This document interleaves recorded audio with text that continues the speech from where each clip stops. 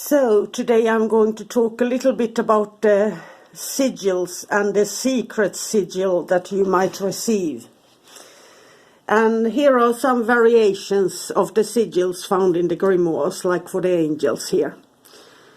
But this is a gateway, a door, opening a way for you. So I gaze into it, and then I rather get pulled through the sigil to meet up with the angel through that door.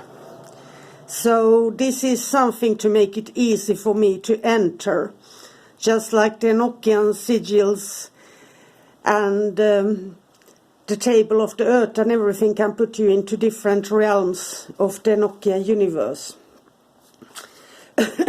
And since it was so intense yesterday, and I saw people getting an initiation or a crowning during the ritual, something that has never happened before in my dreams, but never in real life.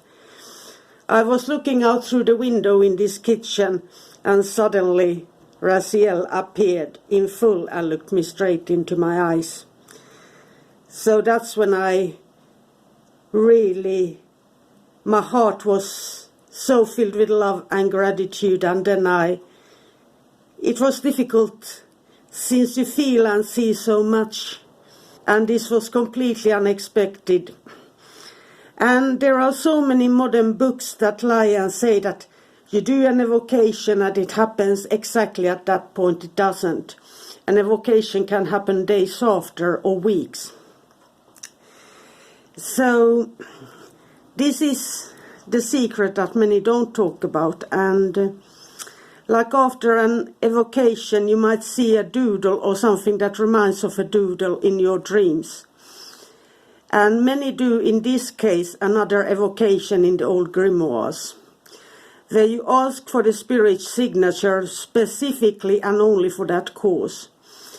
So you ask them to sign something for you, and it's like a signing of a contract, a legal binding in the court of God. And you take a paper or the consecrated book with angelical names that I have shown you in my hand. That's why they are always written in hand. Since after these you have written in hand, then you also will start to fill in the ones you're getting from the angels, and those are really secret.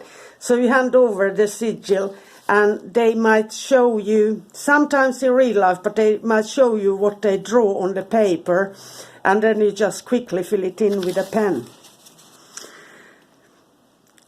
And you ask the spirit to sign it. And it can happen really quickly during an evocation in the first times, even when it's a very necessary thing or something that is important. But the most usual ways, as with your astral vision or your eyes of sight, or what we can call it, you can view it and then quickly fill it in with a pen. And in the old grimoires you need to have that consecrated pen. And yes, I do have my consecrated ink and the pens and that, what is it called, when you write that beautiful old letters, calligraphy. So I have that calligraphy thing, but the sigils are usually too small, so I just blur it out with ink. So I take any ordinary pen and consecrate it on the altar instead for a sigil, and then I can make it bigger and try to write it out in calligraphy. And then we have, took up the paint, also the point that they are doors to enter into different realms. Since the tree of life, or whatever realm you are working with, you have different layers and different doors you walk through. And the sigil is a gateway, but the goal is the special secret sigil that makes calling quick and direct. And that is that inner knowing. You feel that there's an angel before you, and you might not even pray before this. You just know, and you hear, sense, feel, or get a quick glimpse, and just know it's that angel or different angel. But that comes through work, and that it goes stronger and stronger the more you work with angels. It's difficult to explain.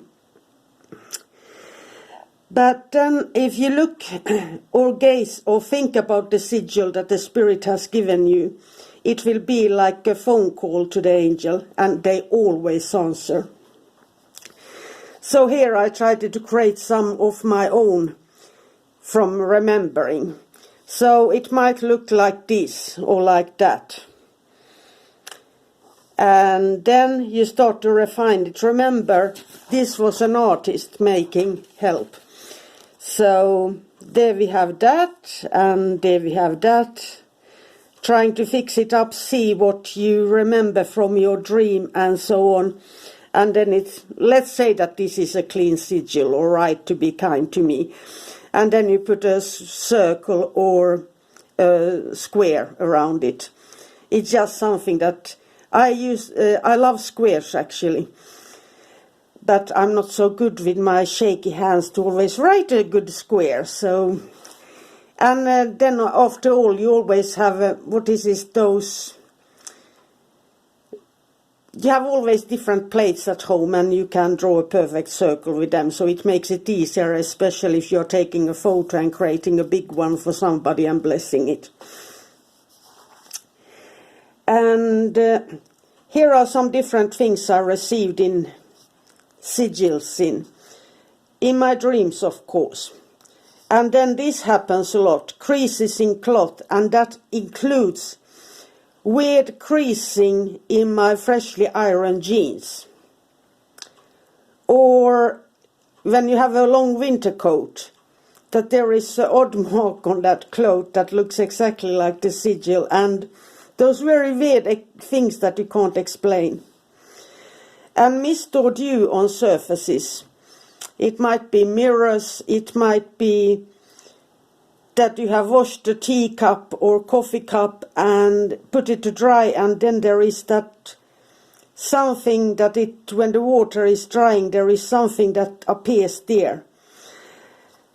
And I heard of people who have gazed into their tea or coffee and seen a sigil appear in the tea or coffee, or red wine is also popular.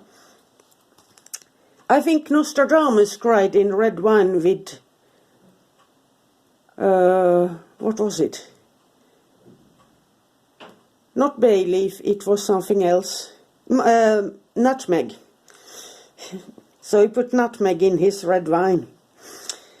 And then somehow, he might have drunk a little bit of it and then he cried the rest. And I found it in snow, sand or earth. That it appears and you get reminded when you see it when you're out walking. And one weird thing that it made me laugh and I was so happy. Pine needles forming a shape that just looked like the sigil in my dreams. I was out in the forest walking, and suddenly I saw it with clarity. And you didn't have cell phones back then, so I didn't have a camera. But I drew it down, and it was the exact shape that appeared in my dream. So that was truly magical. And then flowers, for an example.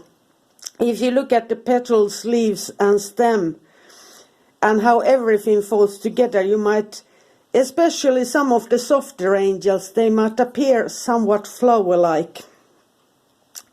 And trees can give you their shape, their outline might create like a triangle on top or something. And there are so much of magic that happens here.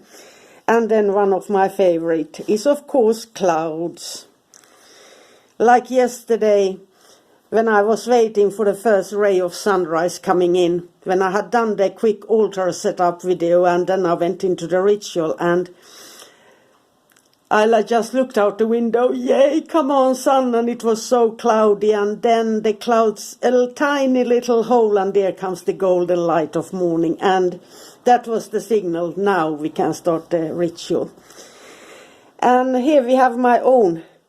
When I sign, I don't write Marjorie Ek all the time, so this is my quick one. So you can see that this is legal binding, especially in workplaces, as well as that is legal binding for the spirit. So, I love you all so much, and I thank you everyone for participating in the Enochian ritual yesterday. It was so powerful and intense and beautiful, and it became powerful since you were part of it. Your intentions, your prayers, your hopes, your focus especially. And it is just like our mind, when we focus and want to do something good, it goes through our heart and it goes to God. So I thank you all for making it a very special ritual yesterday. Have a magical, magical day, and I love you all. Bye for now.